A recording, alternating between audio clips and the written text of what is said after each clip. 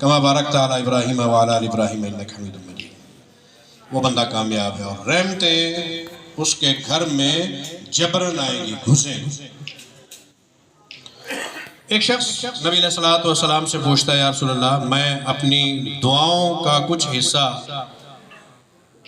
वो मुंतखब करता हूँ और कुछ हिस्सा दुरूद पाक का, तो नतीजा तन नबी अलैहिस्सलाम ने उसको फरमाया था, अगर तू सारा वक्त दुरूद पढ़ता रहे, बाकी दुआओं की तुझे ज़रूरत ही नहीं है, तेरी सारी दुआएं वैसे पूरी हो जाएंगी। दिली ख्वाहिशें जो बंदा पूरी करवाना चाहता है वो दुरूद पाक का दामन ना छोड़े, रब की रहमतें उसका दामन नहीं छोड़ेगी इंशाअल्लाह। अज़ीज़ान मन, मेरे नबी के सिपाही क्या अजीम सिपाही थे। एक सिपाही का तज़किरा थोड़ा सा सुना दूँ, 10-15 मिनट कहते हैं साथी हैं, तो मेरे ख्याल 15 मिनट में बात पूरी हो जाएगी इंशाअल्लाह। अब्दुर्रहमान इब्न औफ रज़ी अल्लाह तआला अन्हु मक्का मुकर्रमा से मदीना मुनव्वरा में तशरीफ़ ले आए। अल्लाह अकबर।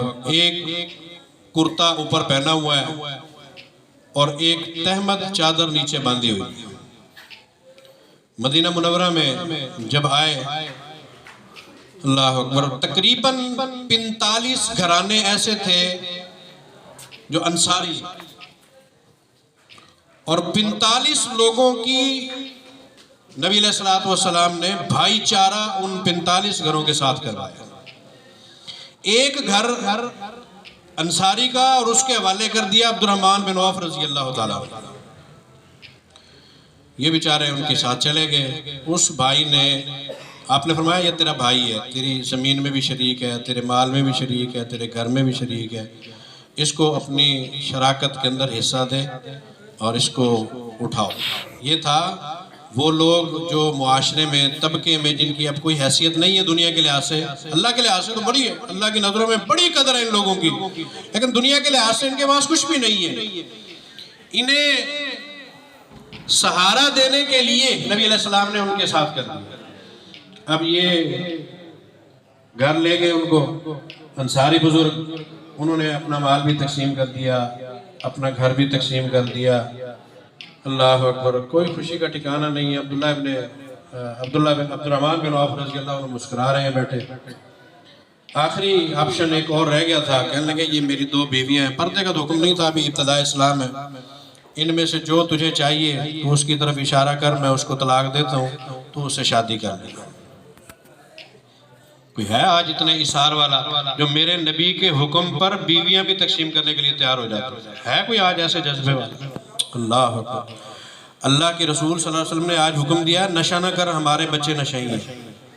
अल्लाह के रसूल ने हुक्म दिया, टखनों से शलवार नीचे नहीं जानी चाहिए, लेकिन हम फ़ख्र समझ के नीचे करते हैं। हमारा अखलाक कैसा है, हमारे सर के बाल कैसे हैं। नबी अलैहिस्सलातु वस्सलाम ने फरमाया, ला तुफ़र्रिक़िल असाबिअ फ़ी सलात, कड़ाके ना निकाला कर नमाज में। हम उठते ही ऐसे ज़ाविये से हैं कि घुटने का कड़ाका भी निकलता है, टखने का भी निकलता है, उंगलियों का भी निकलता है। शरीयत ने, नबी अलैहिस्सलाम ने जहां हमको रोका है, हम शुरू वहीं से होते हैं। ये बदबख्ती है इस उम्मत की, इस कौम की। फरमाया ला तज़रिबिल वजह, बीवी के हुकूक जो है ना महफूज कर रहे हैं एक नौजवान के सवाल पर। फरमाया ला तज़रिबिल वजह, चेहरे पे नहीं मारना। और आज का नौजवान जब बीवी को पीटने खड़ा होता है, चेहरे से ही शुरू होता है। मैं कहा करता हूँ ये हमारी बदबख्ती है कि जहाँ शरीयत हमें रोकती है वहाँ से शुरू होते हैं। अज़ीज़ान मन, ये तो एक अलग सा मौजू है। सैयदना अब्दुर्रहमान बिन औफ रज़ी अल्लाह तआला अन्हु कहते हैं, ओ भाई, ये जायदाद, ये माल, ये बीवियां तुझे ही मुबारक हो, मुझे थोड़ी सी उधार दे दे और मुझे बाजार का रास्ता दिखा दे, बस मुझे कुछ नहीं चाहिए। उन्होंने बार बार इसरार किया, कहेंगे नहीं, मुझे थोड़ी सी उधार दे दे और मुझे बाजार जाने दे भाई, मुझे बाजार का रास्ता दिखा दे, मुझे और कुछ नहीं चाहिए। उन्होंने बिल आखिर मजबूर होके कुछ पैसे उनको दिए, मंडी में छोड़ाए। चंद दिनों के बाद मेरे रब ने ऐसी बरकत दी उस हलाल तिजारत के अंदर। नीयत और गर्ज जब इंसान की ठीक होती है, मेरा रब तामन करता है। भूखे बैठे हैं असहाबे सुफा, जानते हैं असहाबे सुफा कौन है? मस्जिद नबवी के एक चबूतरे के कोने के अंदर रहने वाले वो गरीब, जिनका ना कोई घर था, ना कपड़े हैं, ना उनके पास खाने का कुछ सामान है, कुछ भी नहीं है।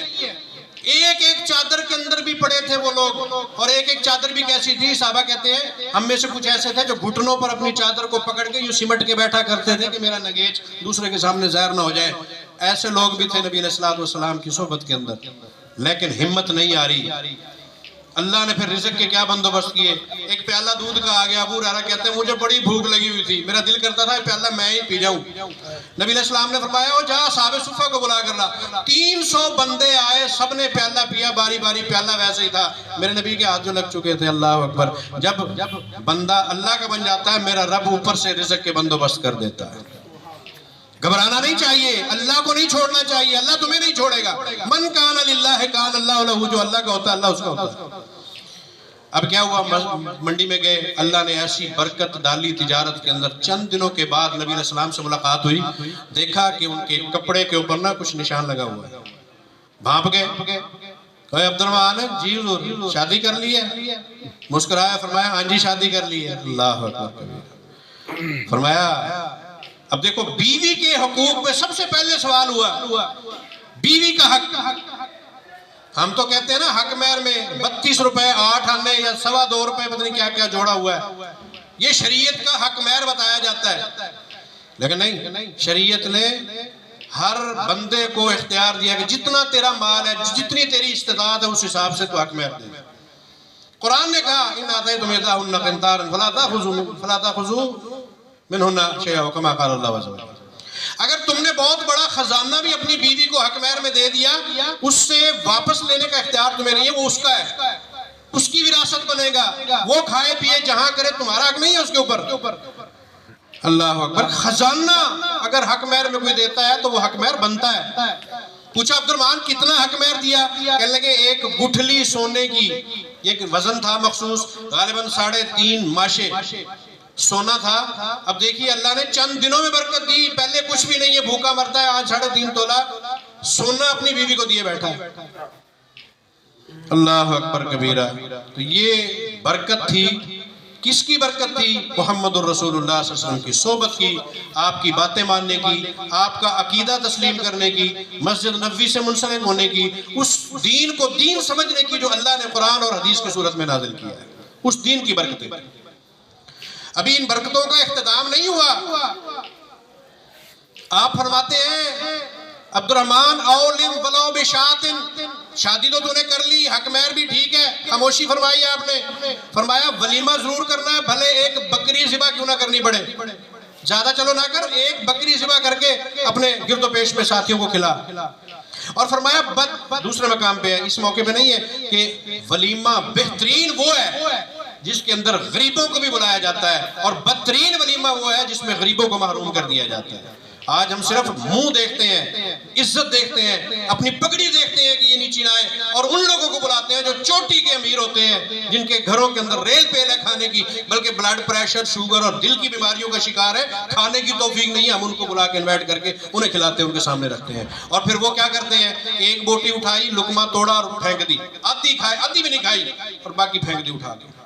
کھانے کی بے حرمتی کرنے والے لوگ، ہم ان کو بلا کے انہیں کھانے کھلاتے ہیں، اور وہ بھوکے جو ہڈیوں پہ جھپٹتے ہیں بعد کے اندر آگے، ان کو ہم بھگا دیتے ہیں اور باہر دروازے کے اوپر چوکیدار کھڑا کر دیتے ہیں، خبردار ان کو نہیں کھلانا، تم ان کو اندر نہیں آنے دینا۔ کاش کہ کوئی ایسی شادی بھی ہو جس میں ایک ٹیبل ان کے لیے مخصوص کر دی جائے، کوئی فقیر مانگنے والا کلاش آیا، اس کو بٹھا کے وہاں کھانا کھلا کے عزت کے ساتھ ان کو واپس کیا جائے۔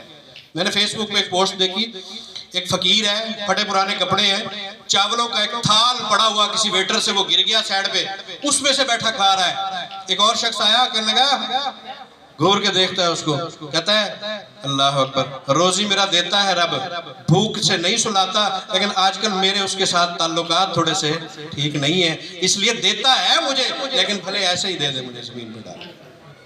اللہ اکبر کبیرہ۔ یہ آج ہماری گری ہوئی انسانیت، گرے ہوئے اخلاق ایسے بن چکے ہیں۔ عزیزان من، عبد الرحمن بن عوف کو نصیحت فرمائی ولیمہ ضرور کرنا ہے، اور آپ کا کیا خیال ہے، انہوں نے ولیمہ نہیں کیا ہوگا؟ بڑا پیارا ولیمہ کیا ہوگا نبی علیہ السلام کے حکم پر۔ اللہ نے جو برکتیں دی، دین کی برکتیں، رسول اکرم صلی اللہ علیہ وسلم سے تعلق کی برکتیں، قرآن و سنت سے کنٹیکٹ رہنے کی برکتیں اللہ نے جو دی، فلک نے دیکھی، زمین کے ان گوشوں نے دیکھی، جو مدینہ منورہ کے ٹکڑے ہیں انہوں نے دیکھی ہیں۔ عبد الرحمن بن عوف رضی اللہ تعالیٰ عنہ، ان کا باغ ہے بڑا لمبا چوڑا، اتنا گھنا باغ ہے، گھنا شاید نہ سمجھو سریکی کے اندر، گھاٹا باغ ہے، سنگنا پنجابی والے کہندے نے، سنگنا باغ ہے۔ اب وہاں پر نماز پڑھ رہے ہیں، ظاہر سی بات ہے نفل نماز ہوگی، فرض تو مسجد میں پڑھتے تھے، فرض نماز جو مسجد میں نہیں پڑھتا تھا صحابہ کہتے ہیں ہم اس کو منافق سمجھتے تھے، اس کو مسلمان نہیں سمجھتے، اسلام کی فرض سے خارج کر دیتے جو مسجد میں فرض نماز کے اندر نہیں آیا۔ اور ہمارے کتنے نوجوان ہیں جو فرض نماز مسجد میں نہیں پڑھتے، گھروں میں پڑھے رہتے، بلکہ پڑھتے ہی نہیں ہیں، گھروں میں پڑھنا تو دور کی بات، پڑھتے ہی نہیں ہیں۔ کسی کو دکان سے پیار ہے اس کو رازق سمجھ بیٹھا، دکان کو ہم رازق سمجھتے ہیں، اگر یہاں سے موٹھے رزق نہیں ملے گا یہ دکان کو رازق سمجھا ہوا ہے۔ کوئی اپنی زراعت اور ذمہ داری کو اس نے، زمینداری کو اس نے کیا سمجھ رکھا ہے؟ رازق اور خدا بنا رکھا ہے۔ یاد رکھو رازق میرے رب کی ذات ہے۔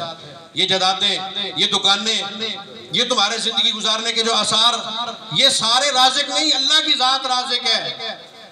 اللہ اکبر۔ سیدنا عبد الرحمن کو رب نے جو رزق دیا، اب وہ اس باغ میں نماز پڑھ رہے ہیں، ایک پرندہ آیا پھڑ پھڑاتا پھر رہا ہے، کبھی ادھر جاتا ہے کبھی ادھر جاتا ہے، ان کی نماز میں خلل پڑ گیا۔ نماز سے فارغ ہوئے، کام کرنے والے مزدوروں کو بلا کے کہتے ہیں تم گواہ رہو، یہ باغ میں اللہ کی راہ پہ وقف کرتا ہوں، میری نماز میں اس پرندے نے، اس باغ نے خلل ڈالا ہے۔ کتنا تعلق گہرا ہے ان کا اللہ کے ساتھ۔ ہم نماز پڑھتے ہیں، نماز کے اندر خواب و خیال ادھر ادھر ہوتے ہیں، سارے دنیا جان کے کام جو یاد نہیں آتے نماز میں یاد کیے کھڑے ہوتے ہیں۔ ہماری حالت تو یہ ہے، اللہ کے ساتھ رابطے ٹوٹ چکے ہیں، نمازوں کے طریقے سارے غلط، جلدی جلدی پڑھی، جس طرح کوا ڈھونگے مارتا ہے، منافق کی نماز بتائی گئی ہے کہ بھاگ بھاگ کے وہ آیا، ٹائم ختم ہو چکا ہے، نماز پڑھ کے وہ بھاگ گیا گھر۔ مسجد ہمیں کاٹ کھانے کو دوڑتی ہے، 15 منٹ بیٹھنا ہمیں گوارا نہیں ہے، یاروں کی محفل لگی ہو اللہ کی قسم ساری رات گزار دیتے ہیں۔ مسجد میں عبادت کے لیے رات کے وقت عشاء کے بعد کون کون جاتا ہے؟ میں ہاتھ کھڑا کراؤں، شاید کوئی بزرگ ہاتھ کھڑا کر لے جو اب ایکسپائر ہو چکا ہے، جس کو پتا ہے کہ میں چند دنوں کے بعد مر جانے والا ہوں، اس کو ڈر پیدا ہو چکا ہے۔ لیکن نوجوان، اللہ اکبر فرمایا، ایسا نوجوان جس کو عبادت میں دلچسپی ہے، اللہ کی عبادت کی غرض سے وہ راتوں کو اٹھتا ہے، رب کو مناتا ہے، قیامت کے دن جب کوئی سایہ نہیں ہوگا، اللہ کے عرش کے سایہ تلے اس نوجوان کو کھڑا کر دیا جائے گا۔ یوم لا ظل الا ظلہ۔ یہ عبادت کی چاشنی حاصل کرنے والا، وَقَلْبُهُ مُعَلَّقٌ بِالْمَسْجِدِ، جس کا دل، اس کی سوئیاں دل کی مسجد میں اٹکی ہوئی ہیں۔ ایک نماز پڑھی دوسری کے لیے ہے ٹائم تو نہیں ہوگا، دکان پہ گاہک آیا ہوا ہے ٹائم تو نہیں ہوگا نماز کا، اور میری اثر نہ رہ جائے، گاہک بھی اٹینڈ کر رہا ہے لیکن دل مسجد کے ساتھ چمٹا ہوا ہے۔ یہ بندہ کہاں ہوگا؟ عرش کے سائے تلے ہوگا۔ آج کوئی ہے؟ وہ عبد الرحمن بن عوف سارا باغ اللہ کی راہ میں اس لیے وقف کر دیا کہ اس چڑیا نے جو باغ میں سے نہیں نکل پائی، میرے لیے یہ باغ اور یہ چڑیا رکاوٹ بن گئی تھی، رب کی عبادت کے اندر انقطاع آ گیا تھا، میرا سلسلہ رب سے جو ہے وہ ٹوٹ رہا تھا بار بار، میری توجہ ادھر ادھر ہو رہی تھی، اس لیے پورا باغ اللہ کی راہ کے اندر وقف کر دیا۔ اور رب نے کیا برکتیں عطا فرمائی ہیں۔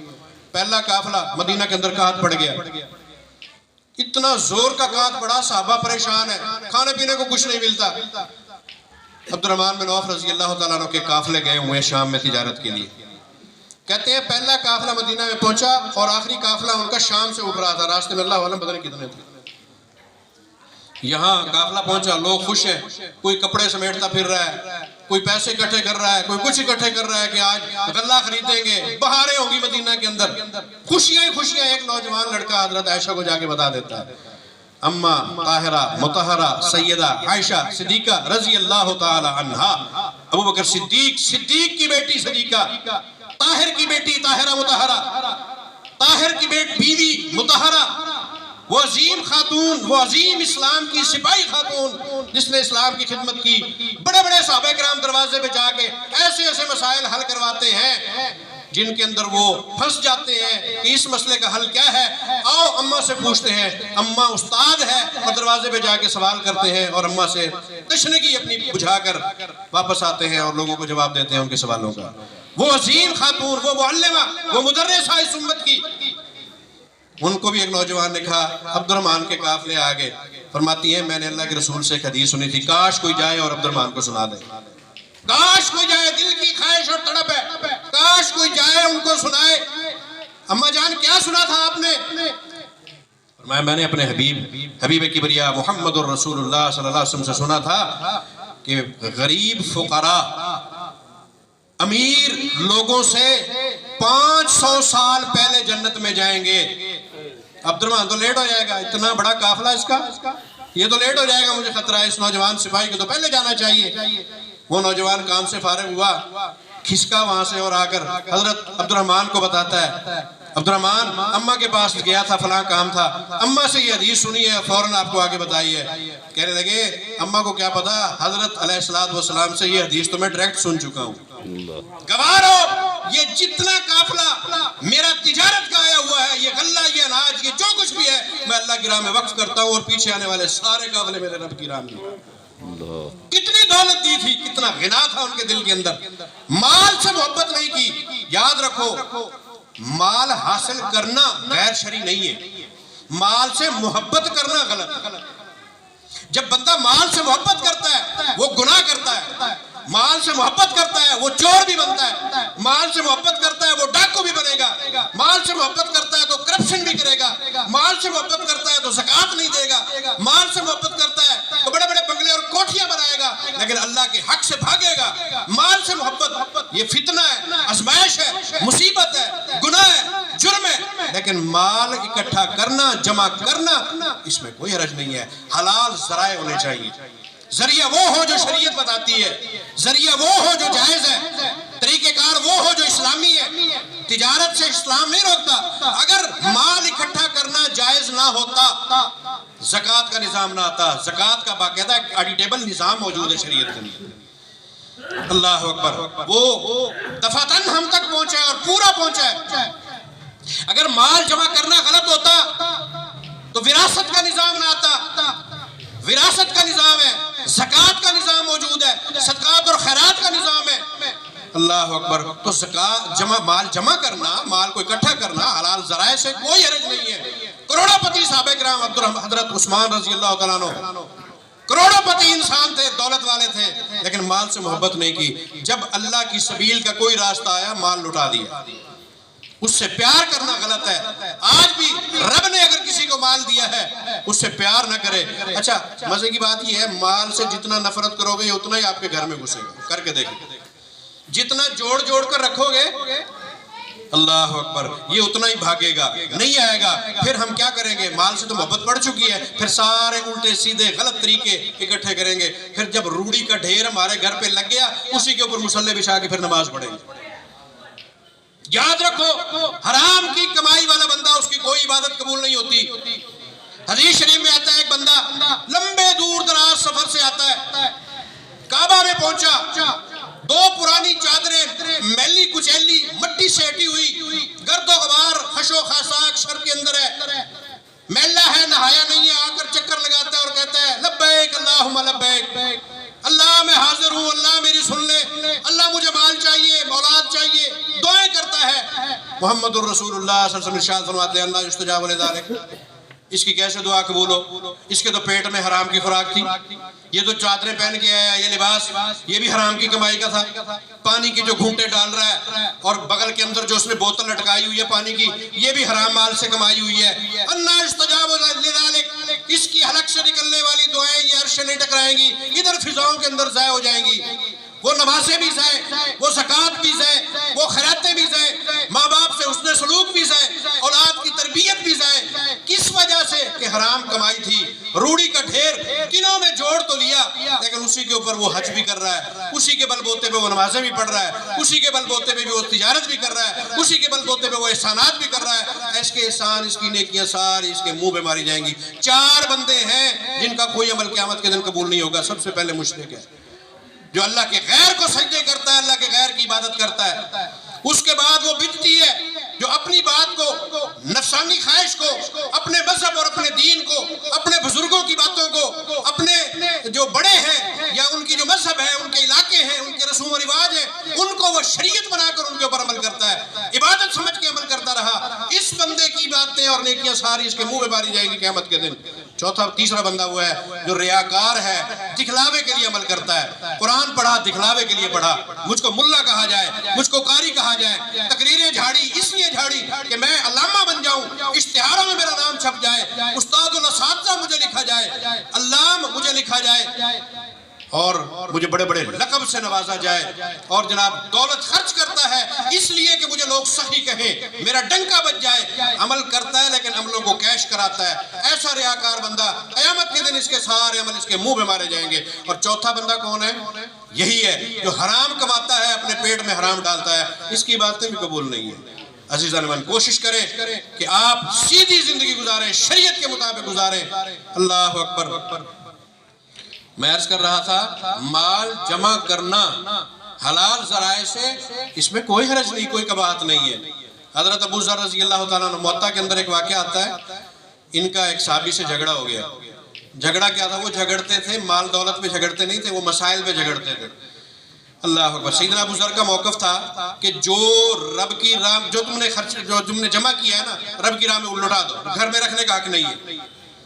دوسرے ساتھی کا جس سے لڑائی ہوئی، اس کا موقف یہ تھا کہ نہیں، اگر جمع کرنا جو ہے غلط ہوتا تو پھر یہ جو وراثت کا نظام ہے یہ کیوں ہے، زکوٰۃ کا نظام پھر کیوں ہے؟ انہوں نے ڈنڈا اٹھایا اور سر پہ دے مارا، سر زخمی ہو گیا۔ میں کہتا ہوں رب کی راہ میں لٹاؤ جو کچھ ہے، تو اس کے اوپر کیوں ایسی بات کرتا ہے؟ بڑے متشدد ہیں۔ دور حضرت عمر رضی اللہ تعالیٰ عنہ کا، شکایت لگ گئی امیر المومنین کو، ابو ذر نے آج فلاں بندے کا سر پاڑ دیا، مسئلہ یہ تھا۔ اللہ اکبر۔ تو وہاں فیصلہ یہ ہوا، ابو ذر تیری یہ پہلی شکایت نہیں ہے، اس طرح کے تشدد بھری باتیں تیری پہلے بھی پہنچتی رہتی ہیں، یار تو ایسا کر، وہ ربضہ علاقہ ہے نا، تو وہاں چلا جا، ربضہ علاقے میں چلا جا، تو یہاں رہنے کے قابل نہیں ہے۔ حضرت عمر نے سزا دی ان کو، وہ چھوڑ گئے، پٹوکلی اٹھائی انہوں نے اپنے سامان کی اور نکل گئے، ربضہ میں پہنچ گئے۔ وہاں کی صورتحال کیا ہے؟ وہاں کے جتنا نوجوان لڑکے اور مرد ہیں سارے جہاد اسلامی کے اوپر ہیں۔ حضرت عمر کے دور میں بڑا زبردست جہاد جاری تھا۔ اسلام کی سرحدوں کے اندر جو وسعت آئی ہے، ایک مستشرق لکھتا ہے عمر کو اگر اسلام کو ایک عمر اور مل جاتا، پوری دنیا میں اسلام کا قبضہ ہو جاتا، پوری دنیا کے اوپر۔ لیکن اس کو اللہ نے مہلت اتنا ہی دی تھی، تو اتنا زمین کے سینکڑوں مربع فٹ کا وہ مالک بنا، اور ریاست اسلامی جتنا اب پھیلی ہے، نہ اس سے پہلے کبھی پھیلی ہے، نہ بعد کے اندر پھیلی ہے، بعد میں تو بکھری ہے، پھیلی نہیں ہے۔ حضرت ابو ذر رضی اللہ تعالیٰ عنہ وہاں ربضہ میں انہوں نے رہنا شروع کر دیا۔ اب وہیں وہ فوت ہو، ساری خواتین ہیں، یہ بچے، مرد وہاں ہے نہیں، غسل کون دے، کفن کیسے دیا جائے، جنازہ کون پڑھے؟ خواتین نے فیصلہ کیا ان کو اٹھاؤ، وہ جو راستہ ہے نا مجاہدین کا جہاں سے قافلے گزرتے ہیں، وہاں رکھ دو، رات کو یا دن کے وقت کوئی قافلہ گزرے گا، اس کو دیکھے گا، نہلائیں گے بھی خود ہی، جنازہ بھی پڑھیں گے اور تدفین بھی کر دیں گے، ہم تو اور کچھ نہیں کر سکتی۔ ان کو راستے پہ رکھ دیا گیا۔ اللہ اکبر۔ اتفاق سے ایک ٹولی مجاہدین کی آ رہی تھی، صحابہ کرام بھی اس کے اندر موجود ہیں۔ ایک صحابی نے کپڑا ہٹایا ان کی چارپائی میت کے اوپر سے، چیخیں نکل گئی۔ ابو ذر رضی اللہ تعالیٰ عنہ آنکھوں میں آنسو آ گئے اور کہنے لگے مجھے وہ وقت یاد ہے جب محمد الرسول اللہ صلی اللہ علیہ وسلم نے ارشاد فرمایا تھا، ابو ذر تیری اس وقت کیا حالت ہوگی جب تم مرے گا بھی اکیلا، تیری موت آئے گی تو اکیلا ہوگا۔ اللہ اکبر۔ اور تیری قبر بھی جب بنائی جائے گی تو اس وقت بھی تیری اکیلی قبر ہوگی، قبرستان نہیں ہوگا۔ میں نے یہ دو تین باتیں رسول اللہ صلی اللہ علیہ وسلم سے سنی، تیسری ایک اور بات تھی میرے ذہن سے نکل گئی۔ اللہ، حضرت ابو ذر رضی اللہ تعالیٰ کے کپڑا انہوں نے چہرے پہ ڈالا، غسل بھی دیا، تدفین بھی کی، اور وہاں اکیلی ایک ٹیلے کے اوپر ان کی قبر بھی بنا دی گئی۔ عزیزان من، یہ صحابہ کرام ہیں، یہ سپاہی ہیں میرے نبی محمد الرسول اللہ صلی اللہ علیہ وسلم کے، جن کے جھگڑے اسلام کی خاطر ہیں، جن کے جھگڑے شریعت اور دین کی خاطر ہیں، نہ مال دولت کے لیے ہیں، نہ حکومت کے لیے ہیں، نہ سیاست کے لیے ہیں، نہ ہی ان کو کسی چیز کی حوث ہے، نہ دنیا کا حرص ہے، نہ لالچ ہے تو صرف کیا اللہ کی عبادت ہے، رب راضی ہو جائے اور محمد الرسول اللہ صلی اللہ علیہ وسلم کی شریعت ہاتھ سے نہ جائے، بس یہ دو خواہشیں ان کے دل کے اندر ہیں اور ساری زندگی اسی کے اوپر گزار دیتے ہیں۔ عزیزان من، ان باتوں کے ساتھ ساتھ آخری بات جو میں عرض کرتا ہوں وہ یہ ہے کہ ہم لوگ اللہ کا ذکر نہ چھوڑیں، اللہ کا ذکر نہ چھوڑیں۔ آپ اکیلے بیٹھے ہیں، برادری میں، دکان پہ ہیں، بازار میں ہیں، گلی میں ہیں، مسجد میں ہیں، اللہ کا ذکر، اور ذکر کے اتنا لفظ آئے ہیں، افضل الذکر قول لا الہ الا اللہ، بہترین ذکر اگر ہے تو یہ ایک کلمہ لا الہ الا اللہ ہے، لا الہ الا اللہ۔ اسی کا ورد کرتے رہے، آرام سے کرتے رہے، میرے رب وہ بھی سنتا ہے، اونچی آواز سے کر لے وہ بھی سنتا ہے، دھیمی آواز سے بول لے وہ بھی سنتا ہے۔ آپ آیت الکرسی پڑھے، قرآن پڑھے، یہ بھی میرے رب کا ذکر ہے، دو آخری سورتیں پڑھے، رات کو پڑھے، صبح کو پڑھے، دن کو پڑھے، میرے رب کا ذکر ہے۔ اللہ اکبر۔ اس کے علاوہ سبحان اللہ، الحمدللہ، لا الہ الا اللہ، اللہ اکبر، ولا حول ولا قوت الا باللہ، یہ اللہ کا ذکر ہے۔ ذکر اذکار کثرت سے کرے۔ اچھا، صرف 2 منٹ دی اجازت۔ چلو ٹھیک. ایک جامع ترمذی کی روایت ہے, صحیح روایت ہے, اس میں یہ ہے ایک بندہ اس کی کوئی خواہش ہے دل میں, وہ اللہ سے مانگنا چاہتا ہے, اس مانگنے کا طریقہ بتایا گیا. وہ مانگنے کا طریقہ کیا ہے؟ رات کو باوضو ہو کر سوئے بندہ. باوضو ہونے کا مطلب عشاء پڑھ لے, اس کے بعد ساری مصروفیات دنیا کی ختم, آگے سونے کا کام ہے, باتیں نہیں کر سکتا, شرع منع ہے. کوئی ضروری باتیں ہیں تو نماز عشاء لیٹ پڑھ لے, پہلے اپنی مجلسیں اور محفلیں اٹینڈ کر لے, پھر جماعت سے نماز پڑھے اور بعد میں وضو کرے اور وضو کرے, نماز پڑھے اور پھر سو جائے. دائیں کروٹ سونے کے بعد نیند کرے. رات کے کسی وقت میں جاگ آتی ہے, نیند اکھڑتی ہے, تو یہ لفظ پڑھے, لا الہ الا اللہ وحدہ لا شریک لہ لہ الملک و لہ الحمد وہو علی کل شیء قدیر, سبحان اللہ والحمدللہ ولا الہ الا اللہ واللہ اکبر ولا حول ولا قوت الا باللہ. اور پھر آگے کہتا ہے اللہم اغفر لی, اللہ میرے سارے زندگی کے گناہ معاف کر دے, اللہ اس کے گناہ معاف کر دے. اسی حدیث میں اور لفظ بھی ہیں, اگر کوئی دل میں خواہش ہے, رب سے مانگنا چاہتا ہے, وہ دعا کرے, وہ بھی قبول ہو جاتی ہے. میرا رب کتنا قریب ہے. اجیب دعوت الداعی اذا دعان, میں بندے کے اس کی شارک سے بھی قریب ہوں, جب بھی پکارے, جس وقت پکارے, جس حال میں پکارے, میں اس کی سننے کے لیے تیار ہوں. اور بندہ کیا ہے, پاگل بنا پھرتا ہے, کبھی ادھر جاتا ہے, کبھی اس شہر میں گیا, کبھی اس شہر میں گیا, ذلیل ہو رہا ہے, اس کو کوئی راستہ نہیں ملتا. اللہ پاک ہم سب کو سیدھے راہ پہ چلنے کی, ذکر و اذکار کی توفیق عطا فرمائے. اقول قولی ھذا واستغفر اللہ لی ولکم ولسائر المسلمین.